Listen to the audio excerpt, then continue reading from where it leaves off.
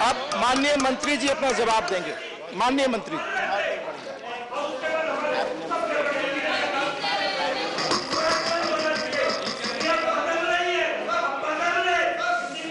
कृपया अपनी जगह बैठे। आपकी पार्टी समय ले चुकी है, नहीं फिर नए सिरे से मुझे सबको समय देना पड़ेगा। नहीं, माननीय मंत्री जी अब रिप्लाई करें। माननीय मंत्री, माननीय उपसभापति महोदय, नो प्लीज। माननीय उपसभापति महोदय, आज ये सदन एक ऐतिहासिक निर्णय लेने जा रहा है, क्रांतिकारी निर्णय लेने जा रहा है। अगर कोई ऐसी चीज होगी जो संसदीय मर्यादा की होगी, उसको हटाएगी प्लीज। और ऐसे संवैधानिक प्रावधान किया जा रहा है इस संविधान संशोधन विधेयक के माध्यम से कि उन लाखों परिवार के ऐसे सामान्य वर्ग के लोगों को जो गरीबी रेखा के आसपास अपना जीवन यापन करने के लिए मजबूर है, उनको इससे शैक्षणिक संस्थाओं में और सरकार की सेवाओं में, नौकरियों में आरक्षण का लाभ मिलने लगेगा। इस विधेयक के बारे में अनेक प्रकार की चर्चाएं हुई। अब जिसको जैसा सोचने का अवसर मिला, जिसने नहीं मिलेगा, परंतु मैं निवेदन करना चाहता हूं आपके माध्यम से सदन से कि जो SC, ST और OBC की आबादी है, उस आबादी का भी आंकड़ा टोटल आंकड़े के साथ जोड़ लिया और ये कह दिया कि 98% है, इतने प्रतिशत है, इतने प्रतिशत है।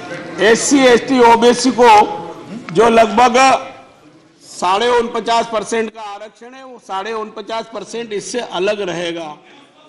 उस आरक्षण को कृपया उस सीलिंग को हमने टच करने का प्रयास नहीं किया, उसके साथ कोई छेड़छाड़ नहीं होगी, अपनी बात कहो, आरक्षण बरकरार रहेगा। नागर जी अपनी जगह बैठे।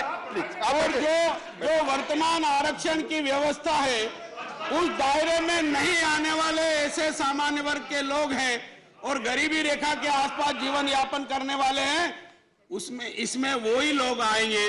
तो ये जो आंकड़ेबाजी हुई है वो असत्य है, निराधार है। उसमें अगर इस प्रकार से अलग अलग ब्रेकअप करके बताया जाता तो समझ में भी आता। ये इनके प्रकार ने समर्थन तो किया, परंतु ये जो किंतु परंतु अपितु लगाया है, ये उचित नहीं है। इस सदन के माध्यम से देश की जनता को सही संदेश जाना चाहिए, वो इन आंकड़ेबाजियों के कारण नहीं गया है। आज की तारीख में 49.5% SC, ST, OBC का आरक्षण ऑलरेडी है। बाकी जो सामान्य वर्ग के बचे हैं, वर्तमान आरक्षण व्यवस्था से अलग है, उनके बारे में ये प्रावधान लागू होने वाला है। और ये विधेयक पारित होने के बाद ये कहा गया है कि कब करेंगे, कैसे करेंगे। ये 15 सीट मिस्टर राजा प्लीज 15(4) और 15(5) में जो प्रावधान है, उसके होते हुए भी 15(6) जो बनाया जा रहा है, उसमें ये बात कही है कि 15(4) और 5 के होते हुए भी शैक्षणिक संस्थाओं में सामान्य वर्ग के, गरीब तबके के छात्र छात्राओं को 10% आरक्षण देने की व्यवस्था की जाएगी। इसका मतलब 15(4)(5) होने के बाद भी इस प्रकार का कानून बनाने से नहीं रोका जा सकेगा। ये एक प्रकार से 16(4) और 5 में जो प्रावधान है, वो होते हुए भी 16(6) इसमें स्थापित किया जा रहा है, जो इस बात का अधिकार देने के लिए पर्याप्त होगा कि ऐसे सामान्य वर्ग के लोगों को भी 10% नौकरियों में आरक्षण देने का प्रावधान होगा। और ये जब प्रावधान हो जाएगा तो सुप्रीम कोर्ट में भी कोई जाएगा, तो मेरा अपना विश्वास है कि संवैधानिक प्रावधान होने के कारण माननीय उच्चतम न्यायालय भी इस निर्णय को ही मानेंगे। इस प्रकार का मेरा विश्वास है। और ये मान के चलिए कि हमने दिखाने के लिए कहते कुछ और करते कुछ, ऐसा नहीं किया है। वास्तव में हम ये चाहते हैं, इसलिए ही ये संविधान में संशोधन किया, और नहीं तो हम भी पिछली सरकारों के टाइम जैसे आदेश जारी हुए हो कर देते और कह देते हम क्या करें, कोर्ट ने कर दिया है ऐसा फैसला, इसके विपरीत। जहां तक विलंब से लाने का प्रश्न है, उसके बारे में मैं अगर पुराना इतिहास बताना चाहूंगा तो शायद फिर कहा जाएगा कि बिल पास कराना है कि नहीं। बस इसको भी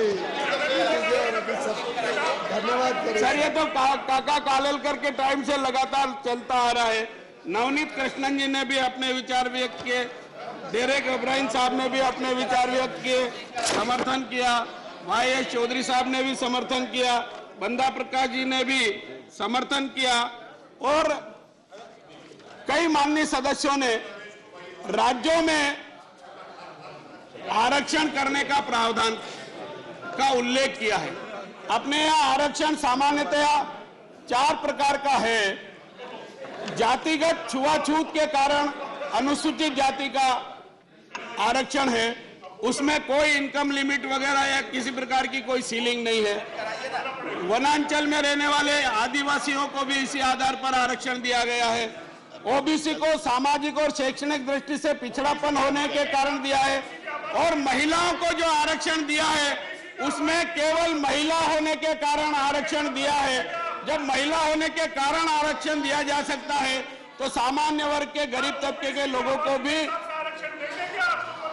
माननीय मंत्री जी अपनी बात आरक्षण देना चाहिए। करने वाले हैं, लंबी बहस हम लोगों ने की, कृपया कंक्लूड करें, कृपया। बहुत सारी बातों का उल्लेख ये आया और ये कहा कि आरक्षण का पर्याप्त लाभ नहीं मिल पा रहा है, रिक्त स्थानों की पूर्ति नहीं हो पा रही है।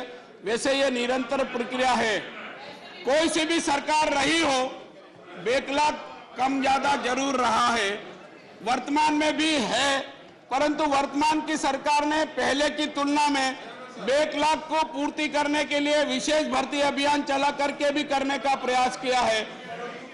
अनुसूचित जाति कल्याण SC सब प्लान के बारे में बात आई। SC सब प्लान का नाम बदला है, योजना समाप्त नहीं की है और पहले वाली सरकारों ने कभी भी 11-12% से ज्यादा का आवंटन नहीं किया था, जबकि मापदंड ये है प्लीज कंक्लूड। अगर आप कहें तो मैं तो पूरे होने वाले हैं, 10 नहीं, घंटे पूरे मैं तो एक निवेदन करना चाहता हूं कि बजट से संबंधित, विधेयक से संबंधित बात तो मैंने कर दी है। अगर और सब बातों का अगर आप अनुमति नहीं देंगे तो मैं चर्चा नहीं करूंगा। फिर कभी मुझे लगता है पर्याप्त। हाँ, फिर कभी इस विषय की चर्चा होगी जब करेंगे। परंतु ये कह सकता हूँ कि ऐतिहासिक निर्णय, धन्यवाद। आप अच्छे इरादे से, अच्छी नीति और अच्छी नीयत से लाया गया है। मैं प्रार्थना करूंगा कि इस संविधान संशोधन विधेयक को पारित किया जाए।